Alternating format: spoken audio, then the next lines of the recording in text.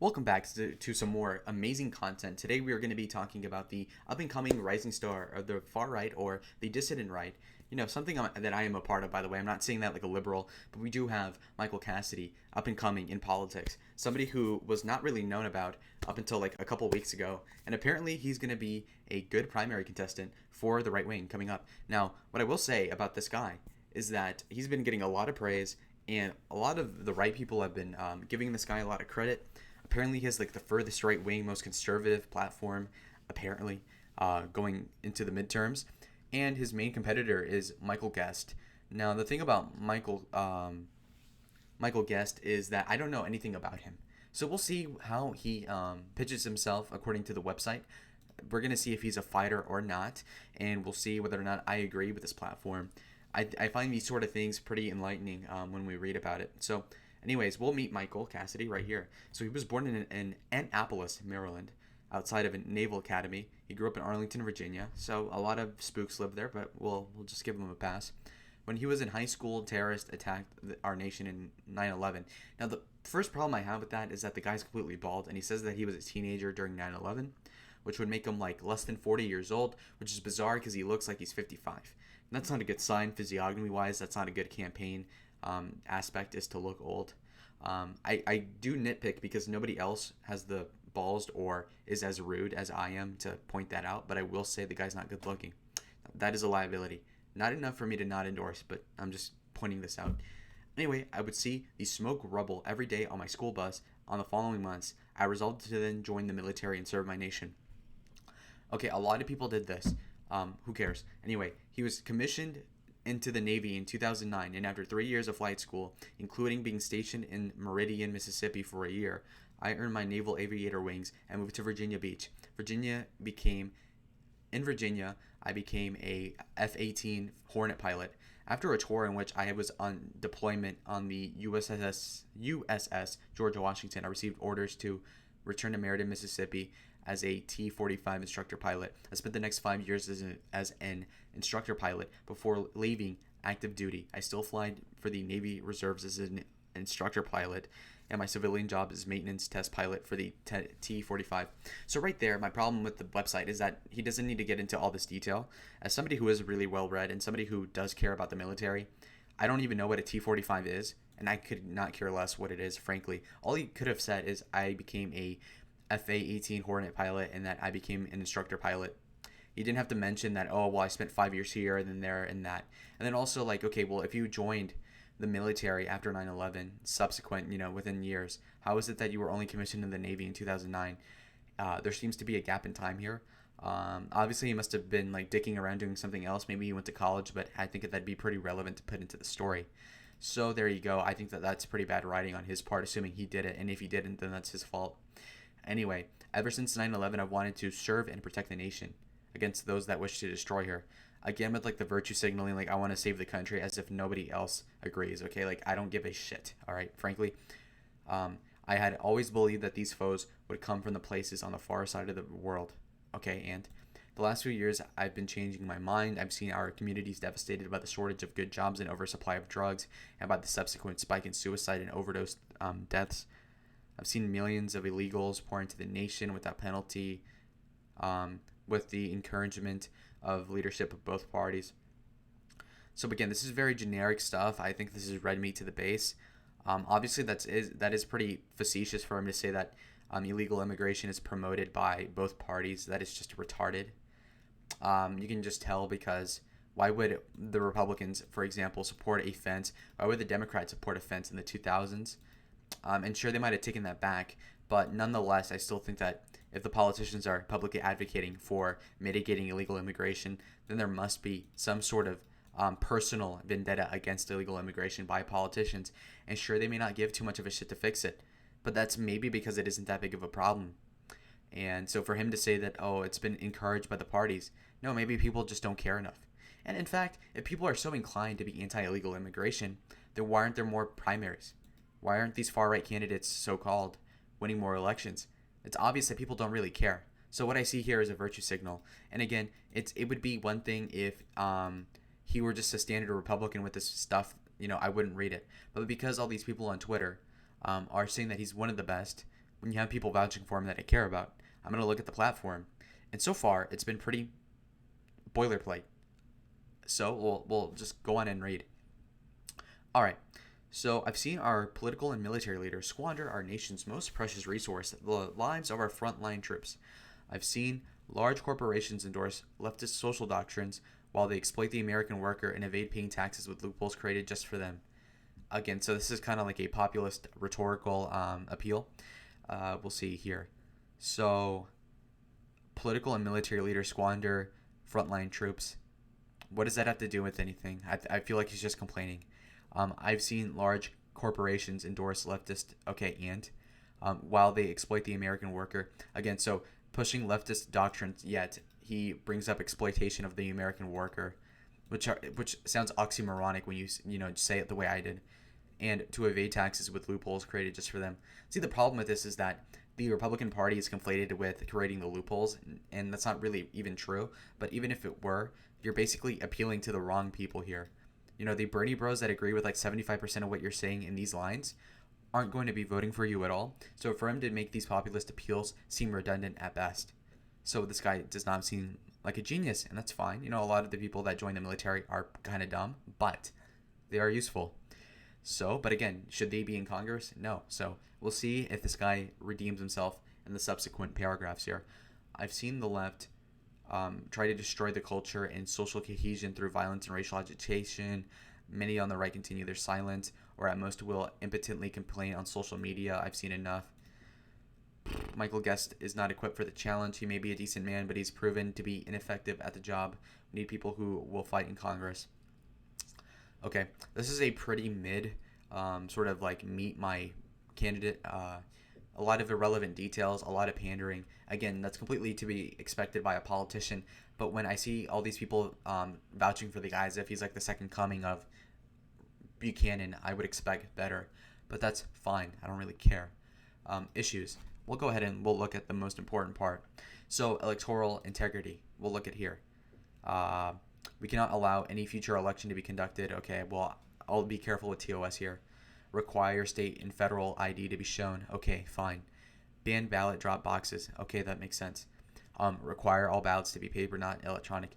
That seems kind of redundant. I feel like that's a non sequitur. I feel like there's better efficiency, obviously, with just electronic tracking. And to do paper, I don't feel like that would change anything, frankly. So, whatever. Will prevent counterfeit ballots. How many of those are there? I don't think even the Trump people say that there were a lot last time. So again, seems like a baloney rule. Okay, and when you're trying to propose something in public, you would want to be as reasonable as possible and not add stuff you don't need. So this ballot on paper thing, while might be a little bit of an improvement, would not be relevant really. So will require municipalities to scrub voter rolls annually for deaths. I don't know how you would enforce this, but I assume that that's a good thing. Ban all convicted felons from voting. I think from a constitutional standpoint, this is retarded. Obviously, it might help the Republicans long term, which is fine.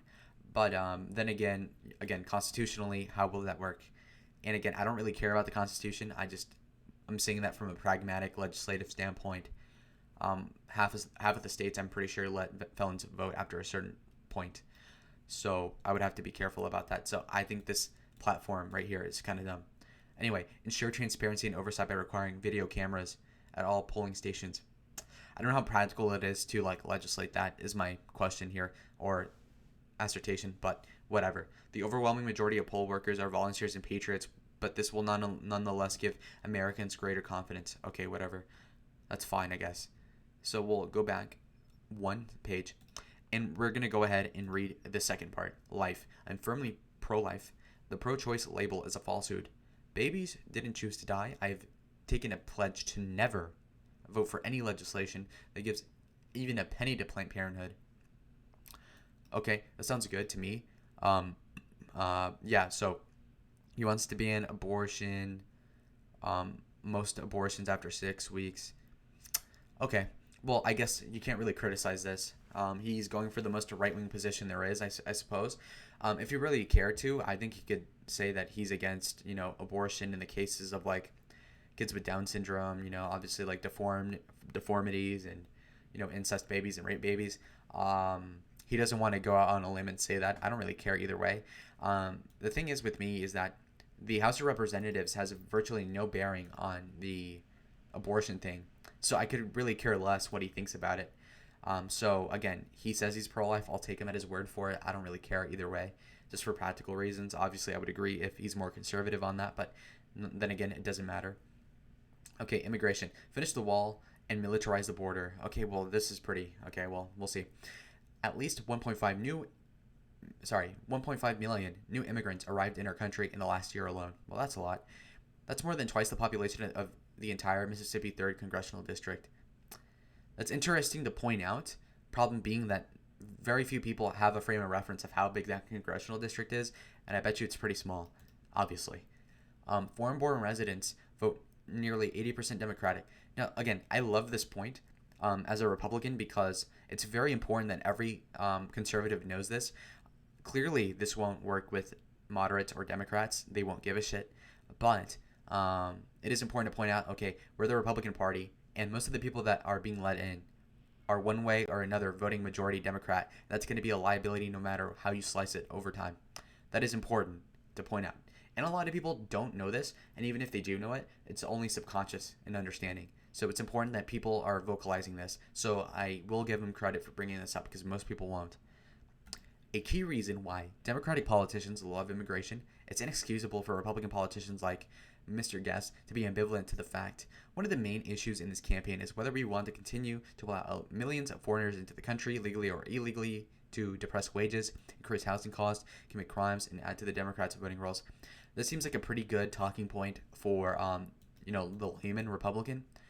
And I could be a pedantic little asshole about like the fact that the housing cost has almost nothing to do with immigration, or the fact that the crime rate isn't that big of a deal in the grand scheme of things, or that the depressed wages is for poor fags and that's about it. But anyways, I'll just like leave that alone. I don't care.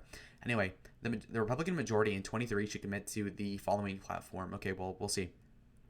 A total legal immigration moratorium for the next decade.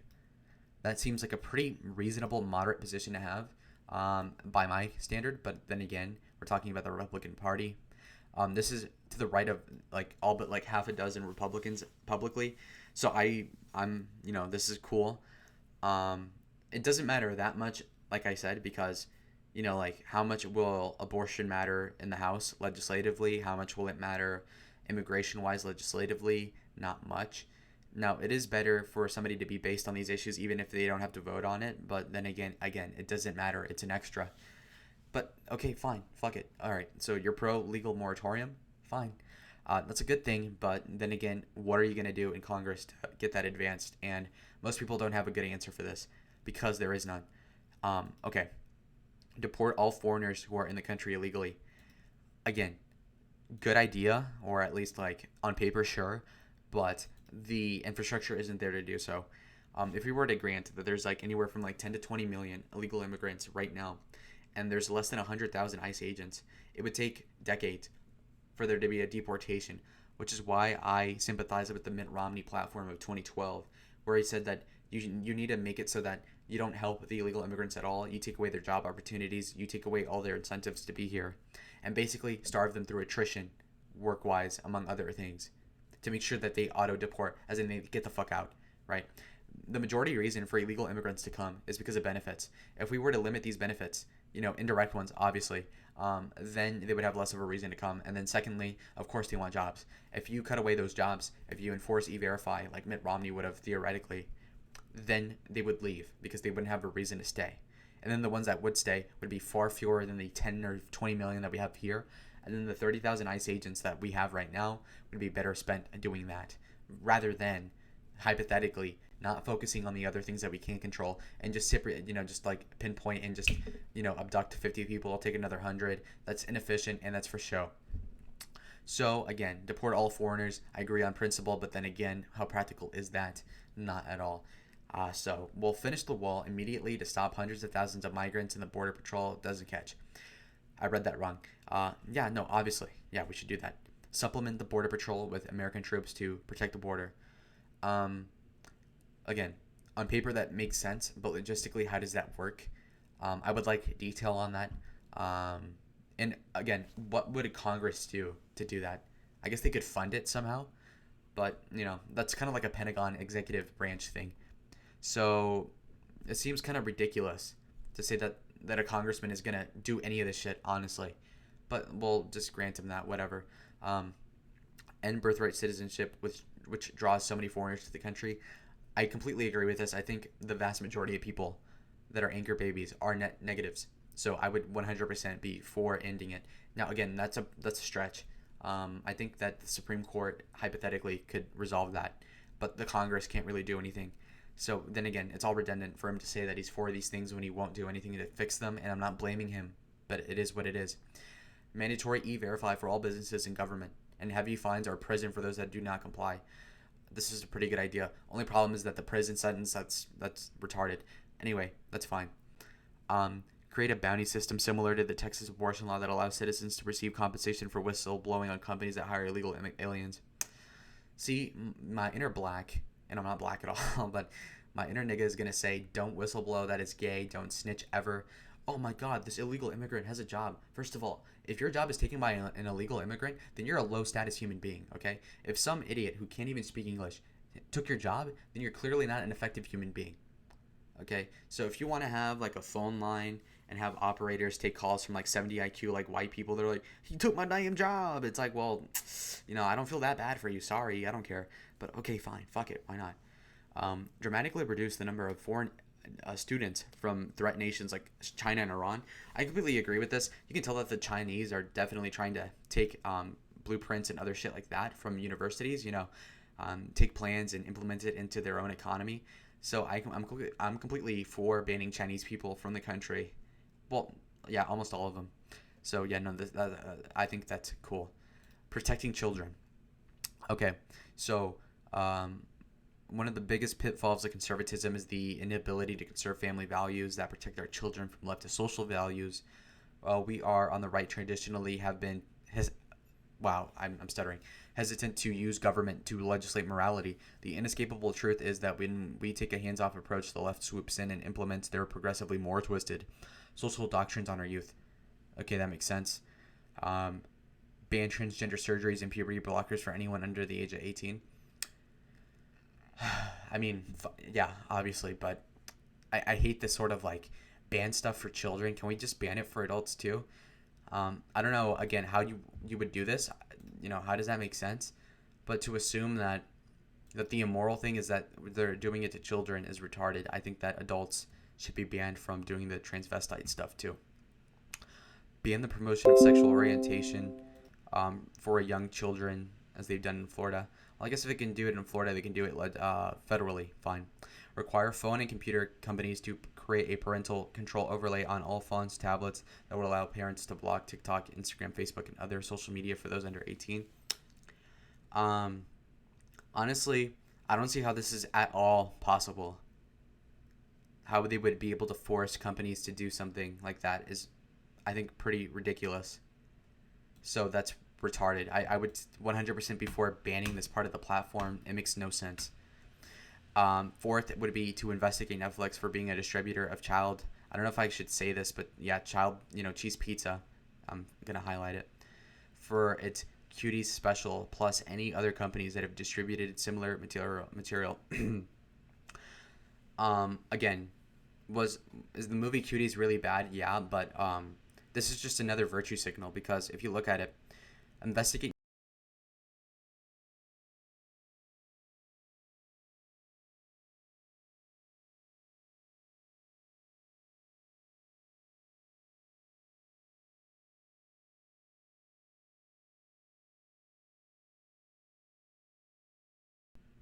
And it'd be one thing if you said I'm gonna ban stuff from that being made, but no, we're gonna investigate the people that made it. Well, you already know the people that made it, so like, what's the point? So that's just a virtue signal that doesn't even make sense. I don't even know why he wrote that down. That's fucking retarded. Oh my god. Okay, now term limits. He's for term limits. He doesn't specify what part of it exactly, so we'll just skip over that and assume that we'll just take the principle of term limits. I don't agree with term limits. A lot of smart people disagree with it too. It doesn't really resolve anything either, and I don't agree with it on principle, which is why I don't care. Military. Okay. We need to give our warfighters weapons. Yeah, sure. Um, all right. So we're going to end all wokeism, diversity, inclusion, equity, indoctrination, and using race and sex as factors in promotion and job qualification. I think that's cool. Yeah, no, the military is being gay, so I think that's an important thing to do. Focus on retaining our top talent that has been leaving the military in droves. That doesn't really make sense because it is virtually impossible to have the funding for the military, all the while having a mechanism where you can pay people the equivalent salaries of what they'd be getting paid at certain universities for their expertise from the military or at engineering firms, etc. So it seems kind of beyond the scale of the government to want to retain these people instead of them going to like Raytheon or whatever after they serve 20 years. So that seems stupid to me. Third would be stop our unsustainable development cycles and spend more time on maintenance and training. So I think he's implying that that the military is improving too quickly and that they need to lower their expectations, which I'm indifferent towards because I do agree that the military is getting advanced too quickly. I feel like there's a lot of issues being found that with limitations into basic technology platforms. And this sort of talk is boring, but the point is that I agree with the third thing. Fourth is slash administrative overhead. Again, cool, but how and what exactly? This is just a virtue signal. At that point, you have no detail. Fifth would be to reform the acquisitions process. Again, on paper, cool, but what does he mean? And then six, end the COVID mandate. Okay, fine. Yeah, that's cool. Does it really matter anymore? No. That would have been a good thing to do a year ago. I don't really care. Education, ban critical race theory. Okay. And affirmative action. That's pretty cool. Ensure teachers post course. Pause. Okay. Ensure teachers post course curriculums publicly. Okay, that's fine. Restrict sports, bathrooms, and locker rooms to the same biological sex. That's fine as well. Okay. I support legislation that would give a $7,500 tax deduction to parents who homeschool their children or send them to private schools. I'm indifferent to this really because homeschooling is overrated. And just look at the people that are products of it. I just think that it is overrated. I think people hate on public schools too much. And the people that hate public schools are the ones that are from shitty neighborhoods, but that's just more a reflection of your own people than it is the government, honestly. And the next thing is private schools. Sure, but how much are you undercutting public funding in exchange for private? I don't know how that would work logistically, so I'm indifferent to this. Okay, we must also create jobs in trade schools and high school for recent graduates that lead to apprenticeship. Fuck, how do you say that? Apprenticeships and blue collar jobs that don't require college. I don't see that it's a big deal. People that want to get a trade can get a trade. So again, this seems like a virtue signal because a lot of people are trying to be blue collar, but they're not. It's a cope. It's really just like a low IQ cope. Like, oh, I'm a blue collar American. It's like, nigga, you would be working a white collar job if you could. Energy independence. Yeah, whatever. We agree with this. This is like a carbon copy of like any other Republican. Oh, we need more oil. I agree. Opioid epidemic. 100,000 people have died from overdoses in the last year. Okay. He's blaming fentanyl. Okay. He's blaming it on China and Mexico. Fine. We need to take care of our fellow citizens. We should provide detox treatment for all affected citizens and make methadone and other drugs that make help addiction available at a reduced price. Again, making drugs cheaper is a stupid idea, and the government intervening in healthcare is almost always a bad idea. So that seems stupid. The other thing is that, the fentanyl, that kind of goes in hand with the immigration policy, so whatever. And we also need to give law enforcement tools to aggressively go after drug dealers, ensuring that they have high mandatory minimum prison sentences. I think that's okay too. Okay, cool. Anyway, COVID-19, I don't care. That's an old issue at this point. Law and order will say give full backing to the police, sure. The American dream, okay, what does this mean? Expand the child tax credit. I don't think that makes a big deal in birth rate, but okay, fine. Banning large corporations, hedge funds, and foreign entities from owning private residences and farmland. I think this is just like an anti-BlackRock virtue signal. I don't think that has to do at all with the like BlackRock owning houses isn't going to make housing more expensive. What makes housing more expensive for the most part is going to be zoning laws and like other like Democrat policies that you would see like at the city level, basically. Yeah. So again, this whole like anti hedge funds thing is gay, and it's also like poor nigga vibes and loser mentality. And again, if Bernie Sanders agrees with you on something, you're probably wrong. Next thing, foreign entities from owning private residences. I mean, yeah, sure, fine. Yeah. I don't want China owning land. Then again, they can only own so much property in America if they're poorer countries than us, right? Right? Yeah. I mean, that makes sense. Deporting all illegals and vastly reducing the amount of legal foreign labor, which will lower demand in housing market and raise wages by tightening labor market. Again, all makes sense other than for the fact that he's not including what percentage of difference it'll make, right? The amount of immigrants being brought in isn't changing the housing market the way that he's implying it is. And I doubt he really knows what percentage difference it makes. Most people that are anti-immigration don't know either. And most pro-immigration people don't even care either way. So the nuanced nigga in the middle is going to be criticizing him from the right and the left. Instituting tariff, yeah, okay, bringing back tariffs to bring back millions of jobs from overseas. That is retarded. There is no way that you can implement tariffs of any size that will bring in millions of jobs net back from overseas. That'll never happen. And you can even put in a 50% tariff on China, and the majority of the jobs, in reference, will most likely be brought into India, if anything, or Sri Lanka. So the foreign labor thing, like, you need to stop being gay about that.